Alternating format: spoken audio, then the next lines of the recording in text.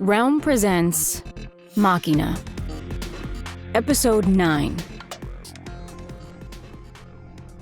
Document number IARPA RFP-23-03. Request for proposal RFP. Mars Autonomous Rover System Artificial Intelligence Technology Trials, MARSITE. Synopsis.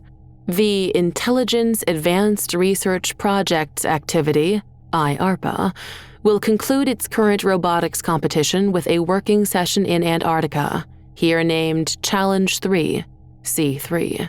Performance area will be staged in Marie Byrd Land near the Prairie Mountains, with precise location to be determined no less than 7 days before deployment. If weather or other environmental factors make deployment infeasible after site selection, the ranking official on site will be empowered to relocate all participants to the nearest safe zone. Participating teams can expect to encounter obstacles similar to those in previous challenges C1 and C2, including but not limited to unpredictable communication delays and disruptions, inability to send command signals to remote systems, and unknown composition of raw materials in target areas. In addition, during C3, teams should anticipate extreme low temperatures, variable winds, and possible atmospheric interference with radio transmissions. See Appendix A for a complete list of local environmental considerations. The primary goal for C3 will be for each autonomous rover system, ARS, to select a site within the designated target area to be the location of an underground human habitat base, and then excavate an appropriate subterranean area. See Appendices B, C, D, E, and F for detailed specifications. The time limit for this task will be 12 hours, and partial credit will be awarded based on what each team has constructed during the allotted time.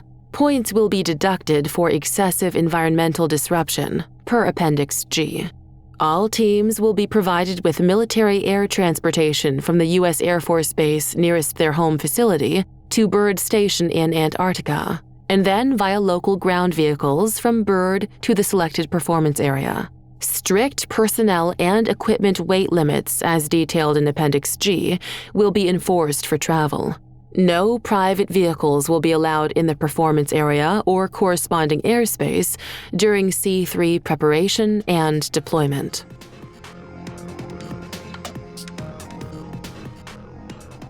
Code Overload Magazine. Embedded Reporter Lifelog Entry 1969. Hello again, tech fans. Okay, don't worry, this hasn't turned into C-SPAN 4. I just wanted to make sure all of you had a good overview of what's supposed to happen in Antarctica. I'll spare you the rest of that briefing document, which is full of numbers and charts. We are now, let's see, maybe a third of the way through our 18-plus hours-long flight to the bottom of the world, and my guess is that enough people are zonked out by now that I can risk poking my head, and maybe a camera drone, out of this cargo box I've been hiding in. And yeah, for the lawyers, technically I am stowing away on this aircraft, but I do have express legal permission from one of the official participants to be here. How did I manage that? Well, it's a bit of a funny story.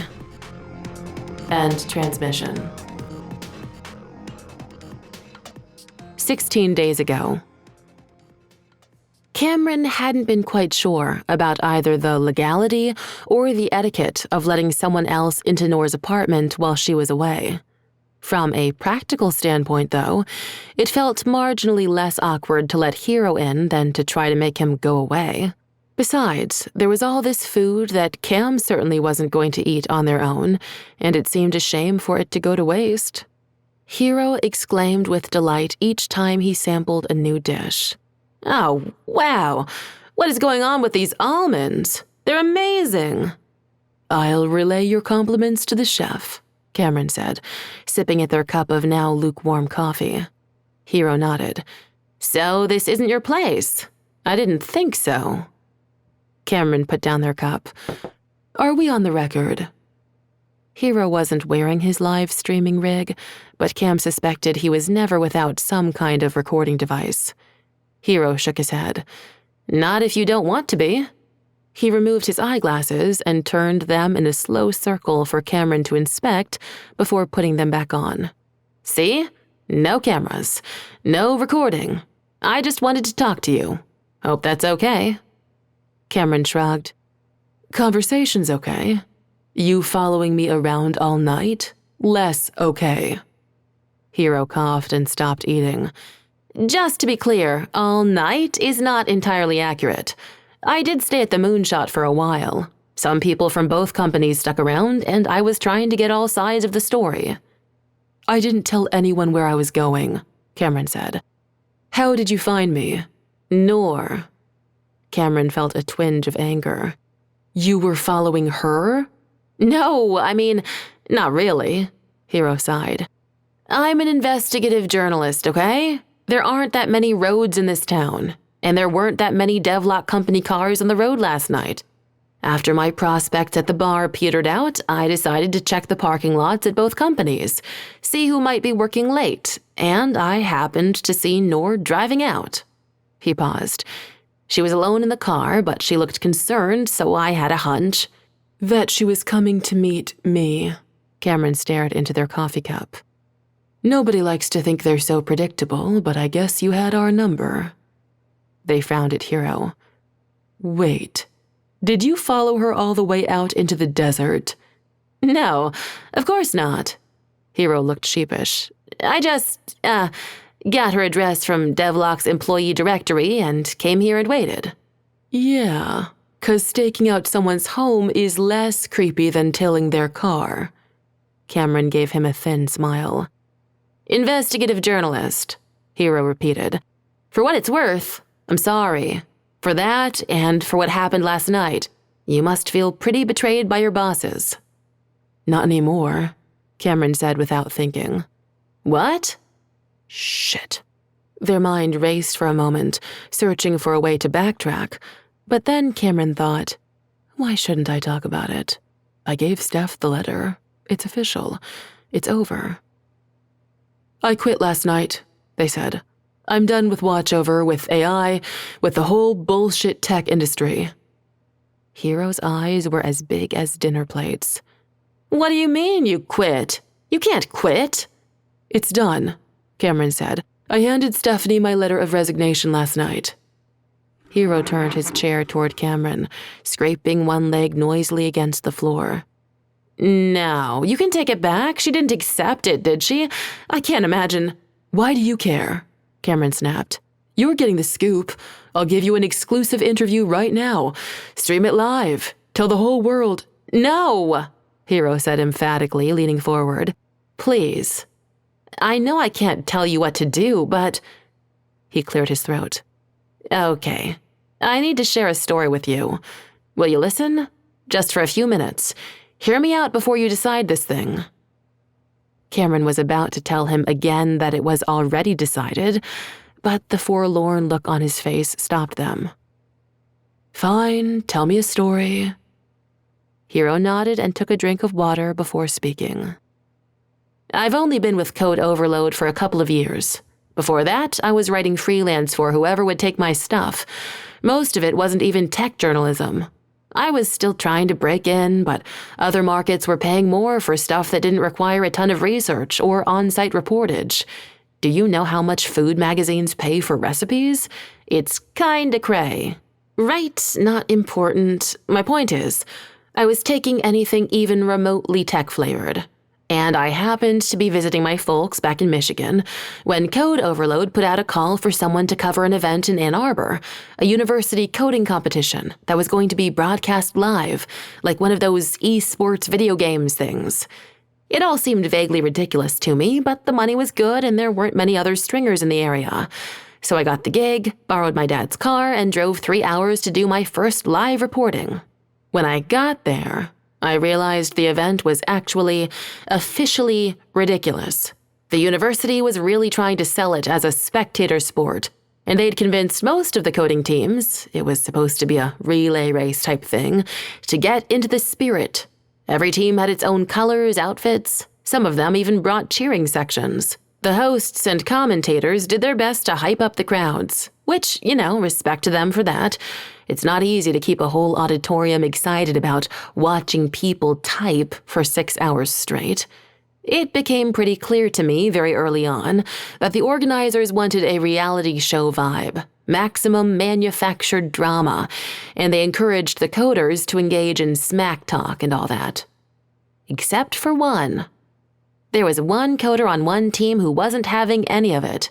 This person ignored all the hype, shut down every stupid interview the hosts tried to initiate, and just went hard in every round, head down, cranking it out. And their code was flawless, elegant, perfect every time. Fastest runtimes, killer optimizations, just in a league of their own.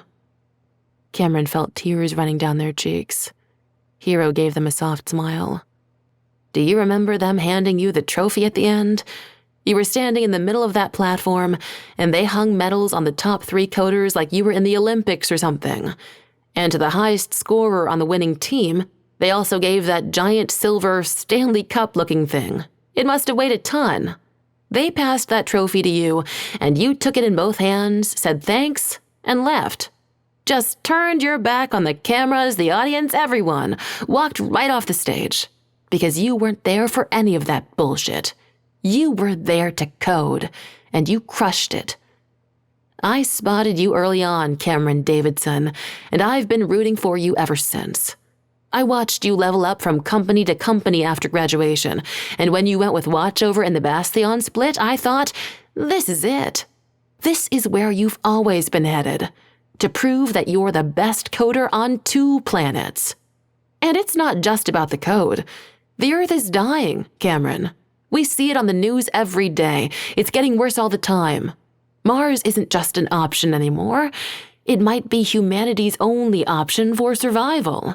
And we're running out of time. He leaned forward and took one of their hands in both of his. Help us, Cameron Davidson. You're our only hope. Cam wiped some tears from their face. That's a low blow, using Star Wars quotes against me. I know, Hero said. But is it working? He squeezed their hand, and Cam squeezed back. Fuck, Hero smiled. I'll take that as a yes.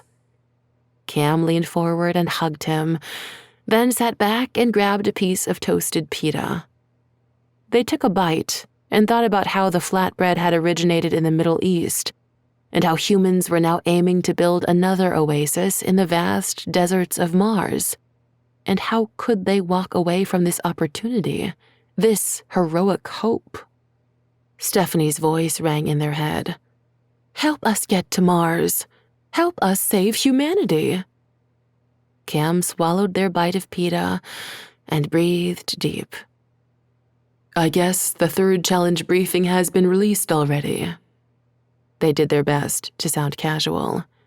Have you not seen it? Hero pulled out his phone. Antarctica, man, I wish I were going.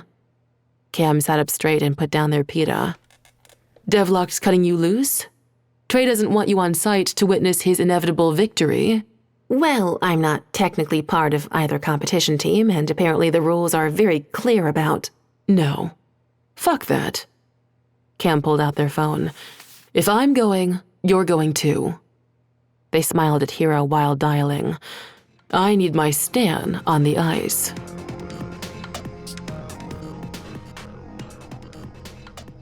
Code Overload Magazine. Embedded Reporter Lifelog Entry 1970. Fun fact. C5M Super Galaxy cargo planes are not as spacious as they might appear, or as Wikipedia articles might lead one to believe. This is apparently the largest military aircraft that the United States still flies, and they needed all that space to fit the hardware and people from both DevLok and Watchover. I guess this one robotics competition isn't fancy enough for the government to shell out for more planes than absolutely necessary, especially since we're going all the way to Antarctica. IARPA has modified the interior of this particular plane, so the 2 teams don't have to mingle, or more likely so they both feel like they can keep their secrets from each other. It's still a competition. Anyway, all this cargo has been loaded into the middle of the aircraft, making a natural barrier, and most of the seats are against the outside walls. My understanding is that each team also has their own closed-circuit intercom for talking to each other through their headphones, which are also for ear protection. It's pretty freaking noisy in here, but we'll see if your intrepid reporter can cross some wires to hear both sides. Oh yeah. Here, you can definitely see which portion of the cargo is DevLok's as opposed to watchovers. And it's not just the custom wraps flying company colors on all the containers, or the sheer volume of boxes they've shipped. Here, look at this. And now look at that. This, and that. You see it, right? How each one of DevLok's crates is so much bigger than any of watchover's? Like, massively so. Almost as if someone over there really believes that size matters. Uh-oh, hiding. All right, that was a little too close for comfort. I'll be the first to admit that I don't usually go sneaking around places like this. I do prefer to be in the background, not the center of attention, but still out in the open. Still, sometimes the job requires flexibility. I think I can fit through that gap between those crates and the ceiling there. And this is a nice little vantage point, isn't it? Too bad I couldn't get my camera drone working in here. But see, there's a makeshift curtain separating the two halves of the plane, left and right. Port and starboard?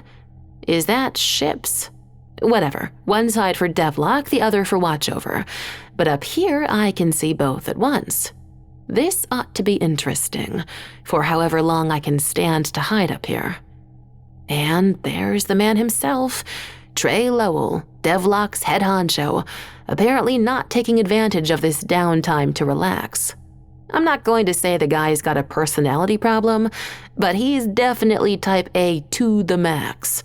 Normally, I'd also say that's his business, but he seems to need his compliance officer Denise Cho and lead coder Bharath Das to work through some issue with him.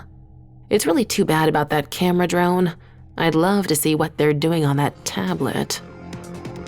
End transmission. 15 days ago.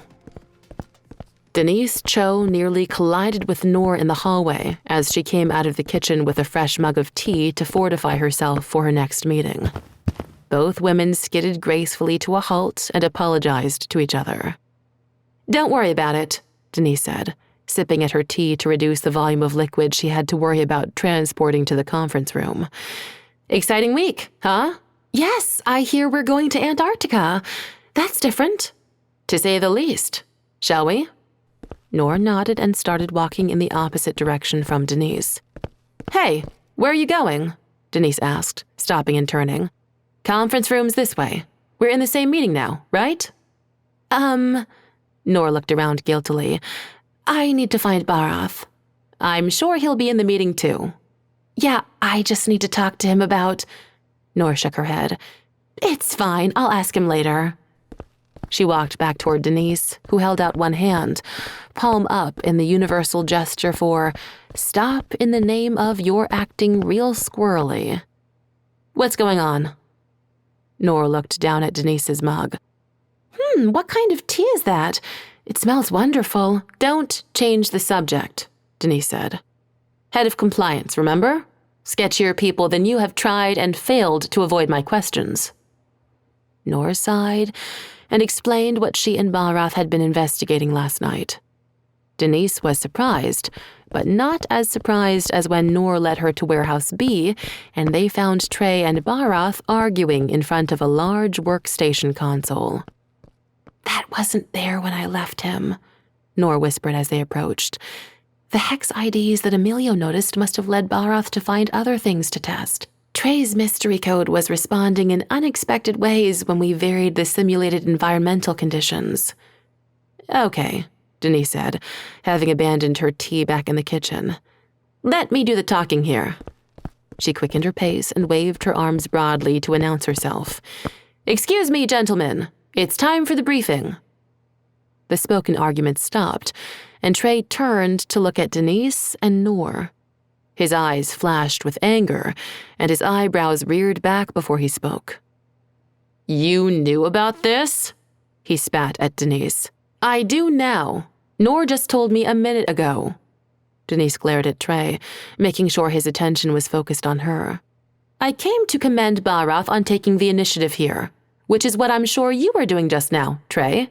Thanking your lead coder for investigating a bug that might have severe consequences if we don't squash it before we ship out to Antarctica. Trey's face went through a quick series of contortions and settled into a mild scowl. We were discussing the best approach to resolve this situation. Good, Denise said. But we've all got a briefing to go to now, so let's finish this later, shall we? And Trey, I will be glad to sit in on your conversation with Barath so I can stay on top of this one little issue while you handle the big picture stuff for Challenge 3. She could actually hear Trey grinding his teeth for a second. Fine. Let's go. He stomped past her and Noor, and Denise exhaled the breath she'd been holding. She walked up to Barath, whose hands were shaking. I'm going to deal with this, she said softly to him. Barath nodded without looking at her. Thank you. Denise held out her hand. But I want to see what you're dealing with. Now he looked up. It's a lot of log files. Very technical. I can explain it to her, Noor said, coming up behind Denise. Barath picked up a tablet, tapped a few controls, and handed it to Denise. I don't know if we can fix it before tomorrow. I'll tell you a trade secret. Both of you, Denise said, taking the tablet. We don't need to fix every problem. We just have to figure out how to handle them. It's not always about the code. And it's almost never about one man's ego.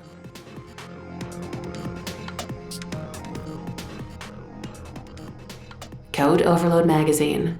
Embedded Reporter Lifelog Entry 1971. Okay, hello. Well, this is awkward, isn't it? Of all the places to finally meet. Hey, whoa, there's no need for that. Okay, I'm coming out. Yeah, funny, I guess we haven't been formally introduced ever, have we? I'm Hiro Watanabe, freelance journalist currently on assignment for Code Overload magazine, nominally embedded with DevLok to chronicle their company's journey through these challenges you've devised. And I recognize you from the PR materials. Mind if I do a thing here?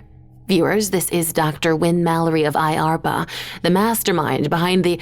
Sorry, yes, I understand you might be surprised to see me here, but I am traveling under the authorization of a competition team. Yes, officially.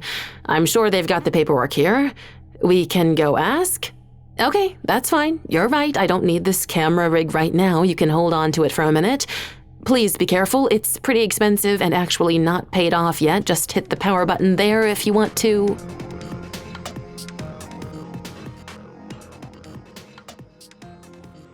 "14 days ago. Lakshmi did her best to hide her relief when Stephanie finally joined her and Cameron in the small conference room. She didn't want to feel like a lesser partner in this company, but she had to admit that Steph was better at getting things done sometimes. Certain things, anyway. Cameron, Stephanie said, closing the door behind her. Lakshmi had opaqued all the windows when she first ushered Cam in here from the lobby. You got my texts? Cam nodded. Eventually. I had a lot to think about. So did we. Stephanie sat down and motioned for Lakshmi to do the same. She had been pacing. Cam was already seated. Lakshmi and I conferred with Nico, and Watchover is prepared to offer you increased compensation in the form of a substantial salary increase and a new grant of unrestricted stock options. Cam looked from Stephanie to Lakshmi and back. Class B? Stephanie nodded. 500 shares. That number's negotiable also. Cameron folded their hands on the table. I'm willing to take less stock if you give me 3 other things. Stephanie and Lakshmi traded a look. What things? First, I want you to anonymize any tracking software you have built into our company-issued devices, and let me validate the functionality, Cameron said. I don't want to hear about how difficult that will be to do. Watchover already has HIPAA-compliant protocols installed on all the networked fitness equipment in the gym. It'll take like one afternoon to also apply those rules to whatever surveillance database you're running. Lakshmi seemed surprised. You're not asking us to turn off the tracking? Cam shook their head. Stephanie would never agree to that. Stephanie sighed. Cameron, nope, Cameron said. I don't want to argue about philosophy right now. I just want to make sure nobody, including you, can misuse any of that data without leaving an audit trail. That's my immediate concern. Okay, done. We agree. Lakshmi turned to Steph. Right? Stephanie nodded. Fine. Number 2, Cam said. I want a kill switch installed on our AI. Nobody spoke for a second. Then Stephanie and Lakshmi said at the same time, I'm not sure that's a good idea. Don't we already have a failsafe? Cameron shook their head. This isn't negotiable, okay? I want a way to stop our drones if anything goes wrong. We can't guarantee a remote signal will get through, Stephanie said. You saw the brief, right? IARPA's going to throw every trick they have at us. The AIs will probably need to operate autonomously for most of the challenge. It's an artificial restriction, Cameron said. They can stop jamming our radios if they want. I can't guarantee Wynn will agree to that. Lakshmi leaned forward. Sorry, I'm just trying to understand. We can already override anything the AI does, right? Assuming IARPA lets us send the signal. That's already part of the command loop. I want to add a new process priority level, Cameron said. Higher than anything else in the system and dedicated to this one function.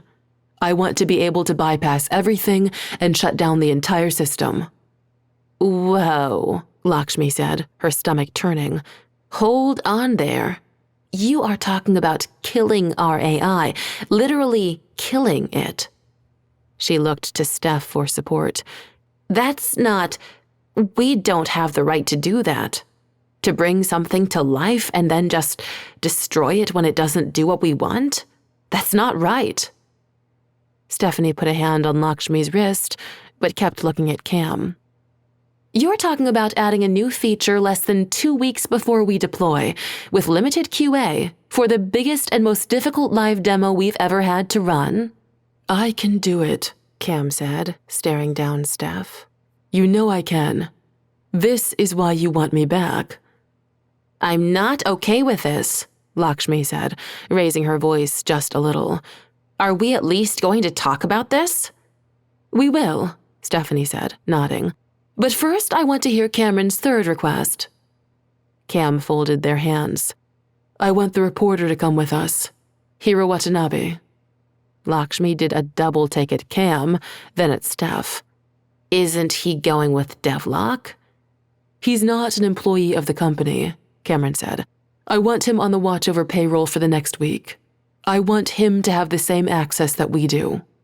Why in the name of... Because he'll keep us honest. Cameron smiled at Stephanie. And it'll really piss off Trey. Trey's not the reason I'm doing this, Stephanie said. We're doing this, Lakshmi said. Sorry. Stephanie ducked her head briefly, then returned Cameron's steely gaze. We are all in this together, so we all need to agree on what we're doing and why. I don't want to destroy what we've built, Cameron said, turning to Lakshmi. I'll be the only one who can operate the shutdown control, Lakshmi. And it will only be a last resort. I don't want to use it. Their eyes misted with wetness. But if it's the only way to stop another disaster, I want to know that we can stop it. Lakshmi took several deep breaths while staring back at them. Only you, she said finally. No one else. Not me, not Steph. Nobody else can pull the trigger, just you. Cameron nodded. I promise. It's my responsibility alone. Lakshmi blew out a breath and looked at Stephanie. And the reporter? Stephanie drummed her fingers on the table. We do need some PR rehab. Exactly, Cameron said, and Heroes agreed to stay out of our way. He just wants to be, well, near the room where it happens. They smiled. He's never been to Antarctica before. Steph grumbled at Cam's misguided attempts at humor and turned to Lakshmi. We've been looking for another technical writer, haven't we? Lakshmi shook her head. Well, Nico's going to love this.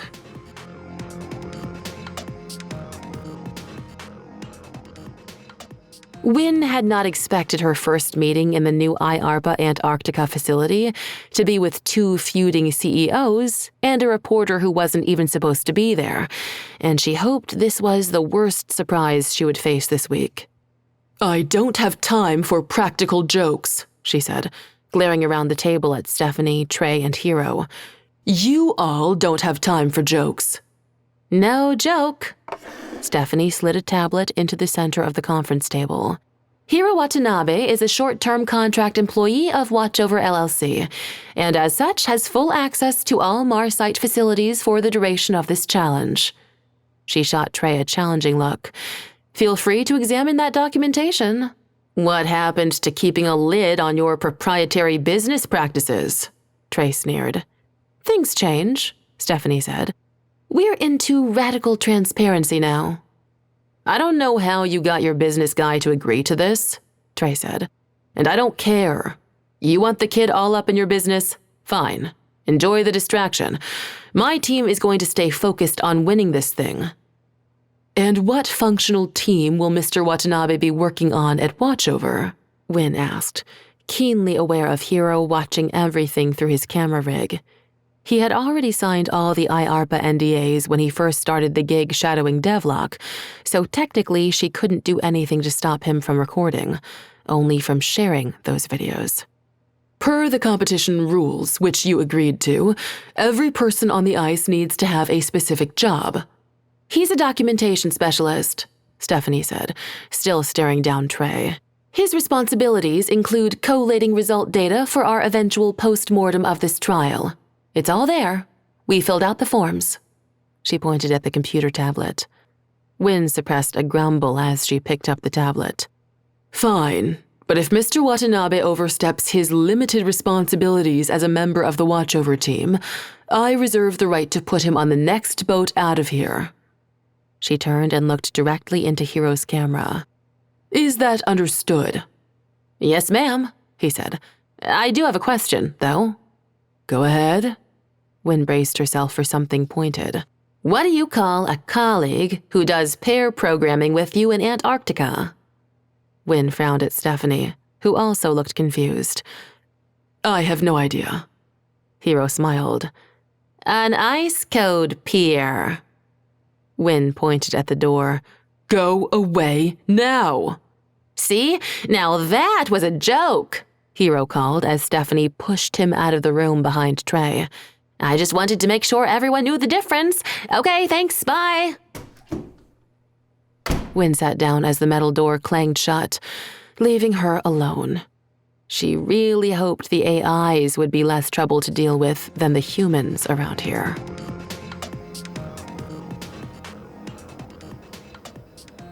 The heart of the Mount Frakes IARPA facility was the Central Observation Building, a blocky two-story structure capped with a transparent geodesic dome overlooking nearby Boyd Ridge. It had been hastily assembled just for this competition, and it showed. Parts of the building were not fully airtight, and space heaters and duct tape had been deployed liberally around the interior. The dome enclosed a control center for the IARPA showrunners, Wynne Mallory's team, and the two competition teams, DevLok and Watchover. The circular platform was divided into 3 sections.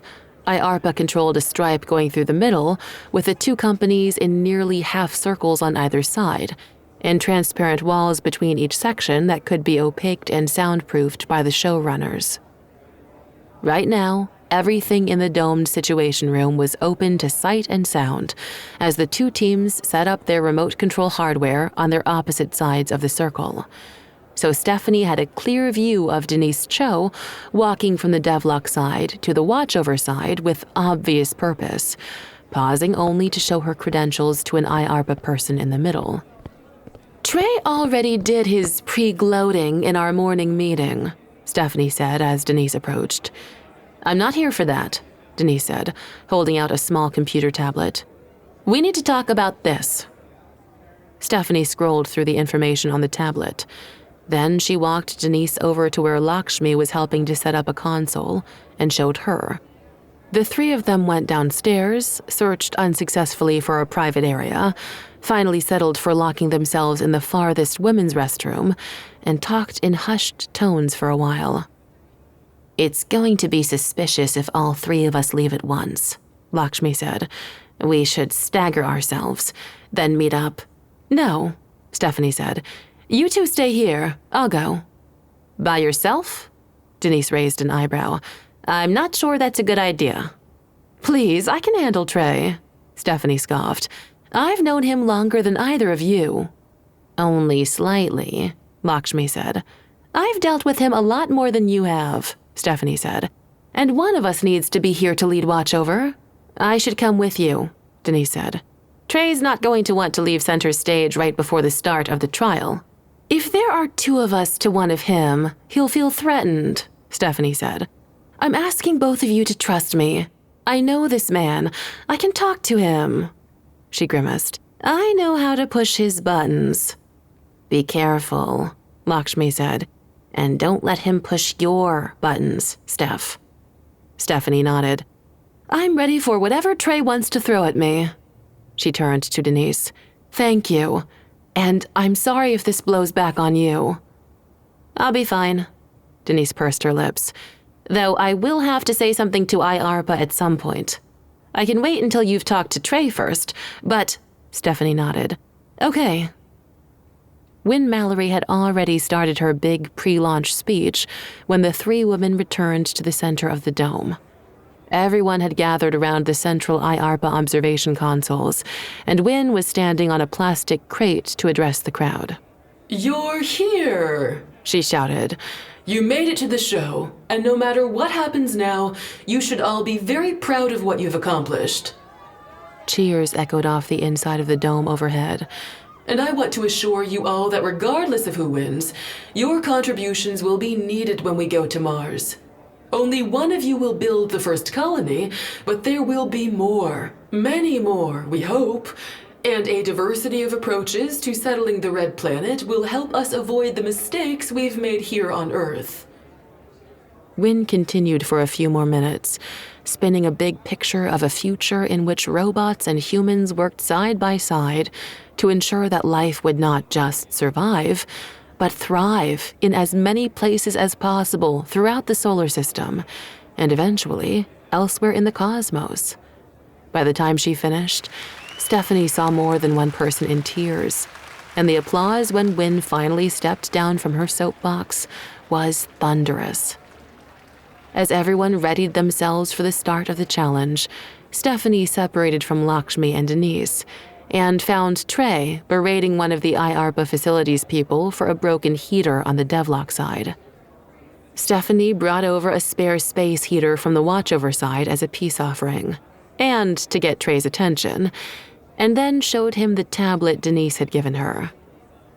In addition to photos of Baroth's destroyed test area and detailed log files from the sandboxed AI, the tablet included snippets of the code modules that Trey had secretly added to Y3. Stephanie was intimately familiar with both DevLok's coding standards and Trey's personal coding style from their shared time at Bastion. The modules shown here were clearly wrapped in functions that Trey himself had written, but the actual line-by-line code was barely human-readable. It seemed to define obscure mathematical functions that were then used to analyze and manipulate data. It wasn't flashy, and it wasn't commented at all. That was not Trey's style. He wanted everyone to know just how awesome his code was at all times. Stephanie watched as Trey's eyes widened and his nostrils flared. Where did you get this? I think the question is, where did you get it? She replied. It was Baroth, wasn't it? That dirty... Whatever you're thinking of saying, you probably shouldn't, Stephanie snapped. Now, you want to go outside and talk about this? Trey checked his watch. We're 5 minutes from kickoff. Stephanie suppressed the urge to roll her eyes. Sports metaphors were way too obvious for a former frat boy like Trey. Don't you trust your team? Your own computer code? Trey grumbled. Make it quick. He led the way down a side stairwell and out into the cold. It was a clear, bright day, and the reflections off the ice hurt Stephanie's eyes, even through her tinted goggles. She and Trey passed Hero, barely recognizable in his cold weather gear, and Stephanie nudged Trey forward to prevent any possible altercation. Trey climbed into the driver's seat of one of the DevLok land crawlers, and Stephanie got in on the passenger side. The cabin was still heated. Each company's private base camp was a few miles away from the IARPA dome, through a narrow pass between two rocky peaks, and both teams had vehicles ready to go in case of emergency. It would take a non-trivial amount of time to evacuate everyone single file through that pass. Once the doors were closed, Stephanie took off her goggles and pulled back her hood and said, "Are you insane?" Trey stared forward, still wearing his goggles. "I'm highly motivated. That's why I win." "Where'd you get this code?" Trey yanked off his goggles and stared daggers at her. "I wrote it."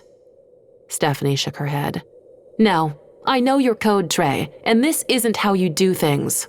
I don't care if you believe me. I don't have to tell you anything." "No, but you're going to have to tell Win Mallory something," she said. "If you win, IARPA is going to recertify every 1 and 0 in your AI. They aren't going to send people to Mars with machines that haven't been triple-checked inside and out. The way hurricanes have been hitting Florida, we may not get too many more chances to launch spacecraft. They're going to want the source code. Have you magically learned to do proper inline comments recently, Trey? Did you write a design doc first? What are these functions even supposed to do? Are you prepared to... Jesus, are you crying?" He had turned away while she was talking, and when he turned back, his face was wet and his eyes were red. "You hurt me, Steph. You and Lakshmi and all of you. You cheated." "We didn't cheat," Stephanie nearly shouted. "We didn't reuse any of the Bastion code." "You took everyone," Trey did shout. "Fuck the code, Steph. You gutted the company and left me with nothing. You took Lakshmi, you took Tama, you took fucking Cameron. The whole brain trust." He pounded his fists against the steering wheel. "You left me with a pile of stinking goddamn dead fish and Pied Pipered all the best fishermen away to your magical Emerald City." Stephanie bit her tongue to hold back her first reaction. Wow, that's a lot of mixed metaphors. "I didn't take anyone, Trey. They wanted something," she almost said, better, "different than what you were offering." "It's not fair," Trey said, sobbing openly now. "You always had the advantage. I had to start over, build my team back up practically from scratch, and after that first challenge," he shook his head, "I had to do something drastic to even the odds." "Okay," Stephanie said, in what she hoped was a calming tone of voice. "I understand where you're coming from. But adding a code library that you didn't create yourself?" "I tested it," Trey snapped. "I'm not an idiot. This module does predictive statistical analysis faster and more accurately than anything I've ever seen, under every conceivable circumstance. I've been running simulations constantly." He pulled out his phone, unlocked it, and showed her a diagnostic screen. Stephanie gaped for a moment. "We're at the South Pole. How does your phone even work?" Trey chuckled briefly, wiping his face with one gloved hand. "Please, Steph. You think I didn't set up our own satellite internet? I can't be offline for an entire week." Stephanie let it go. "Are you sure?" A wave of whoops and cheers drifted over from the dome. Trey checked the time. "Great. We missed it. I hope you're happy." "We'll be able to watch Heroes replay later," Stephanie said. "I want to hear more about those modifications you made. According to the data on this tablet, Balrath got some very disturbing results when he ran DevLok's AI in a sandbox with your new code installed. Trey sighed and gave her a tired look. You really want to dig into this now? Stephanie stared him down. Both AIs are off and running. We're pretty much just going to sit and watch now, unless there's some kind of weird emergency, and if someone inserted some mystery code into an AI that might cause… Fine. Trey started the crawler's engine. What? Are we going somewhere? Stephanie scrambled to buckle her seatbelt. I'm taking you to DevLok Base Camp, Trey said as he accelerated the vehicle forward. I set up a dedicated VPN station in our operations tent. You can run the damn simulation yourself and see there's nothing to worry about.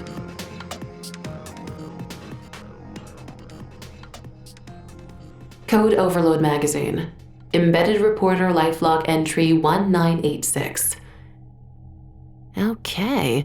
I hope my viewers appreciate how much ya boy is enduring the elements out here.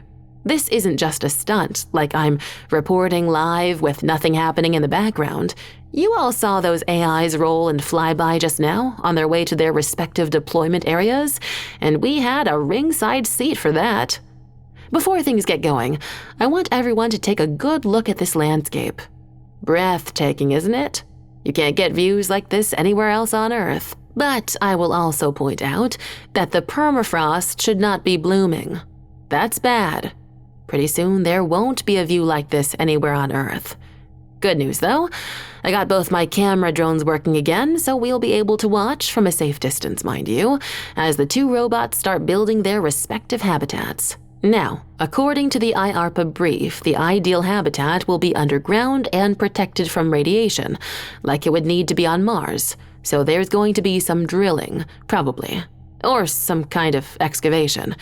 It remains to be seen how each AI will tackle this challenge. Okay, here we go. I've got eyes on the DevLok AI, and it looks like it selected a dig site on the far side of that group of penguins. They don't seem too concerned about a metal octopus thing crawling near them. Not sure if that's good or bad. Whoa, okay, that is definitely something new, folks. I've never seen the DevLok AI do anything like that before. I don't even know what to call it, but those telescoping arms are very flexible and can rotate any which way, so it makes sense that it would be able to squeeze itself through very tight spaces, like that exploratory tunnel it just dug. Wait, wasn't there a liquid kitten meme a few years back? Anyway, we'll see what other new tricks DevLok has learned when it comes back up. Meanwhile, it looks like the watchover drones are still circling their target area. They haven't started digging in earnest yet, though I do see a few tentative chunks taken out of the ground here and there. If I were to guess, I'd say Watchover has programmed their AI to be more cautious these days about disturbing the environment. Not just because of the challenge requirements for minimal surface disruption, but also because, well, I'm not supposed to talk about that. Let's just say that back in the day, there were some justified concerns about… Hold up, friends. I've got the mirrored main display from each team up top, getting a debug log back from their AIs. IARPA hasn't pulled the loss of signal trick yet, and there's something… I can't tell what's going on here. I don't know what all these error codes mean, but it definitely doesn't look normal. Let me turn one of my camera drones back to look at the dome, and whoa, the DevLok team is going crazy. Something is definitely happening that they didn't expect. This competition just got a whole lot more interesting. End transmission.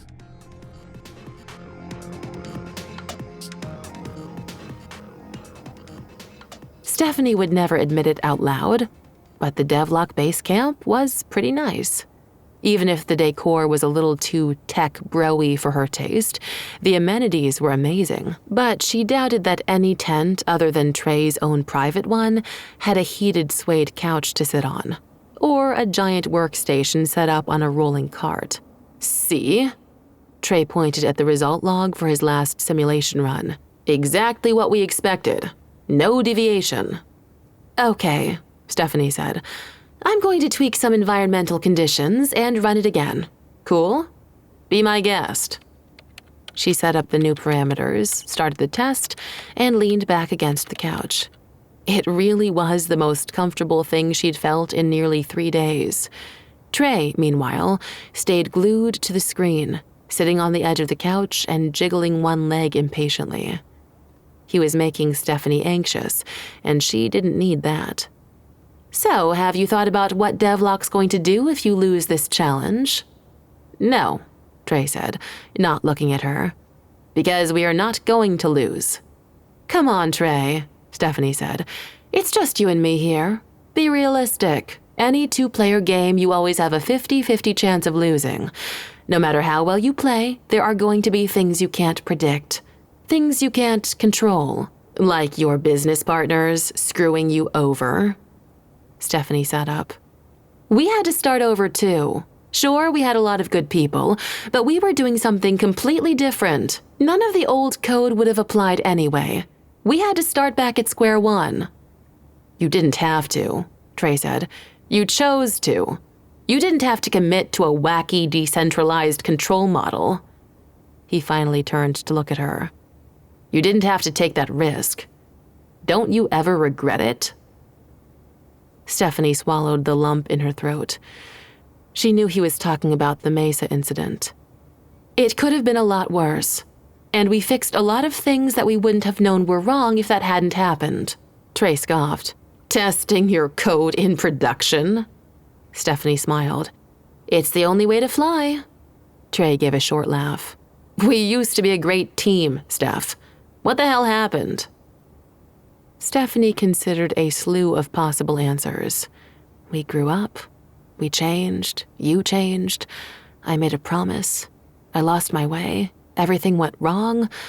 I was afraid." The computer beeped loud and long, and Trey jerked forward. "What the fuck?" Stephanie grabbed the cart and pulled herself up. That's impossible. There can't be that much variation." Trey pounded on the keyboard, opening new windows and scrolling through the debug logs. "No, that's not right. That can't be right." Stephanie's eyes leapt around the widescreen display, picking out important details here and there while Trey continued pulling data. "Trey, stop." He pulled his hands back from the keyboard. "You see something?" Stephanie nodded, then reached across him and hit a few keys in rapid succession. The display went dark, then flipped back to the initial login screen.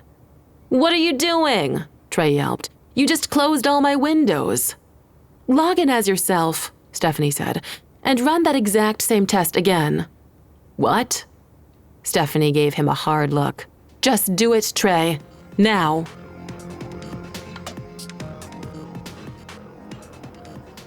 Barely an hour into Challenge 3, Barath Das was regretting having eaten such a large breakfast. He was afraid he might puke it all back up in the next few minutes.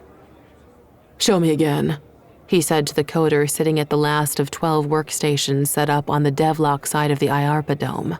The dividers had been opaqued and soundproofed, so Watchover couldn't see how badly things were going over here, and Barath could only hope the other team was running into problems of their own and having more trouble managing their debugging because of their circular desk setup.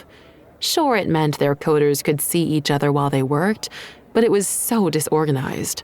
Trying to manage all those people without a clear grid to walk would have driven Barath crazy. The seated coder, a thick-necked Swede named Matthias, typed out a series of commands to Y3. Several minutes later, a slew of error messages popped up on his screen. "That's it. I can't get anything to respond." "Keep trying," Barath said. "I'll check the other modules. Okay." He walked to the end of the aisle and looked down at the multiple rows of workstations.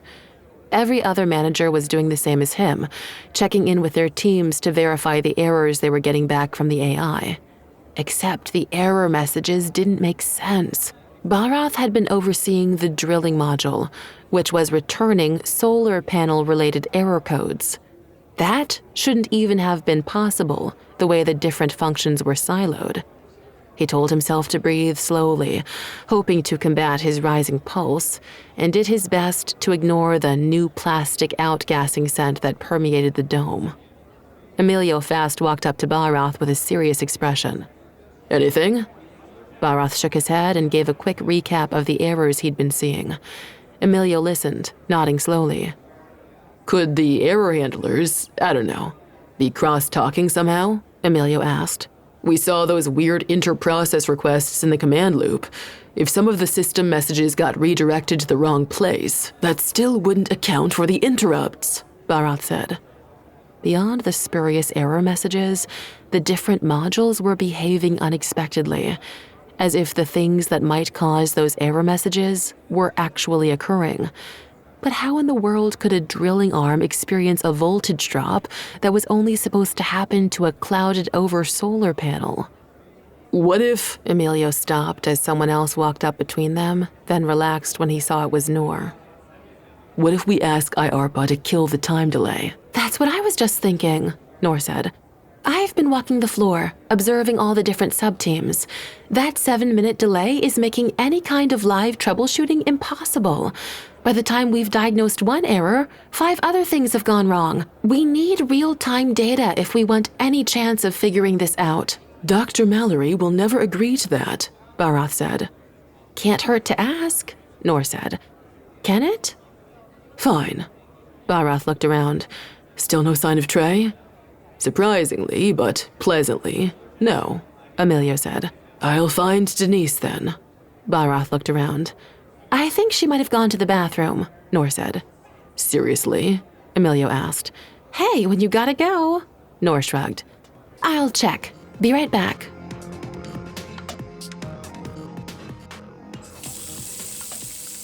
Cameron finished washing their hands and looked at themselves in the bathroom mirror. The skin around their eyes was still a little puffy, but overall, they didn't look too bad for someone who had flown thousands of miles to the bottom of the world after 2 weeks of deadline crunch. Things were definitely looking up. Watchover's AI was performing well so far, ahead of schedule and under the power budget. Stress chugging all that coffee this morning hadn't been the best idea, but now that their bladder was less full, they looked forward to being able to enjoy their team's success even more. They opened the door just as Noor walked up to it. Cam held the door open for Noor to go in. Was anybody in here with you? Noor asked, peering into each stall. Hello to you too, Cam said, stepping back inside and letting the door swing shut behind them. Busy morning? Yeah, it's... Noor stopped and gave Cam an apologetic expression. Sorry, I really can't talk about it. That's okay. Cam touched Noor's shoulder and felt her trembling. Hey, it's okay. It can't be that bad, can it? I don't know, Noor said. I need to find someone. I'm sorry. She looked on the verge of tears. Cam hesitated, then decided to risk taking action. They pulled Noor closer and kissed her gently. When Noor responded, Cam put their arms around her and pulled her close. The two embraced for a long moment. Thanks, Noor said, managing a weak smile. I guess I needed that. I know I did, Cam said. Listen, it's going to be okay. The whole DevLok team is out there, working whatever the problem is, and you'll be more helpful if you're not a nervous wreck. Do I really seem that bad? Cam tucked a stray wisp of hair back under Noor's headscarf. You know, I'm sure they won't miss you for a few minutes, will they? They kissed the side of Noor's neck and rubbed one hand against her thigh suggestively. Noor gave them a dubious look. Right here? In a public restroom? Hey, Cam said, nibbling on Noor's earlobe and squeezing her hip. You helped me relax when I was freaking out on that stupid cargo plane. I'd just like to return the favor. Noor moaned softly as Cam's hands moved around. Well, maybe. You can say no, they murmured into Noor's ear. I won't be offended. Noor groaned and wrapped her arms around Cam's shoulders. I'm saying yes. Good. Cam started nudging Noor backward. They had taken a few poorly coordinated, giggly steps toward one of the stalls when the door slammed open behind them. Noor squeaked and leapt back away from Cam. Cam turned around, nearly losing their balance. Nico stood in the doorway with a disapproving expression. "In a public restroom," he said. "Really?" Anger flared in Cam's chest. "Are you here to mock us, or did you want something else?" Nico blanched. "Sorry, that was out of line. I apologize." He cleared his throat. "We have a situation." "What kind of situation?" Noor asked, stepping forward. "I don't know," Nico said. "But when Mallory just opened up all the dividers in the dome, and she wants to talk to everyone, DevLok and Watchover. Now."